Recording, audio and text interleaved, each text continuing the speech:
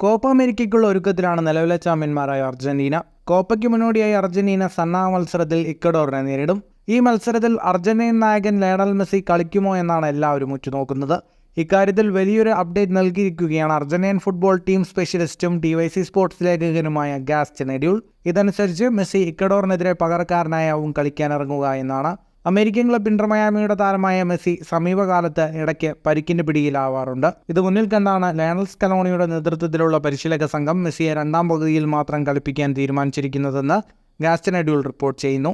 ഇതേക്കുറിച്ച് മത്സരത്തിന് മുൻപുള്ള വാർത്താ സമ്മേളനത്തിൽ സ്കലോണിയുടെ വാക്കുകൾ ഇങ്ങനെയായിരുന്നു: മെസ്സിയുടെ കാര്യത്തിൽ കരുതലോടെ തീരുമാനമെടുക്കൂ. എന്തായാലും മെസ്സിയെ കാണികൾക്ക് കളിത്തട്ടിൽ കാണാൻ കഴിയുമെന്ന് ഉറപ്പാണ്. ആരാധകരെല്ലാം മെസ്സിയെ കാണാൻ ആഗ്രഹിക്കുന്നുണ്ടെന്ന് ഞങ്ങൾക്കറിയാമെന്നും സ്കലോണി പറഞ്ഞു. മെസ്സിക്ക് വിശ്രമം നൽകുന്നതോടെ Julian Alvarez, Lautaro Martinez, Angel Di Maria എന്നിവർ മുന്നേറ്റ നിരയിലെത്താനാണ് സാധ്യത. 2023 ഒക്ടോബറിൽ പരാഗ്വയ്ക്കെതിരായാണ് മെസ്സി അവസാനമായി അർജന്റീന ദേശീയ ടീമിൽ പകരക്കാരനായി കളിക്കാനിറങ്ങിയത്. ഫുട്ബോൾ ലോകത്തെ കൂടുതൽ വാർത്തകൾക്കും വിശേഷങ്ങൾക്കുമായി സ്പോർട്സ് കഫേ ഇപ്പോൾ തന്നെ സബ്സ്ക്രൈബ് ചെയ്യുക.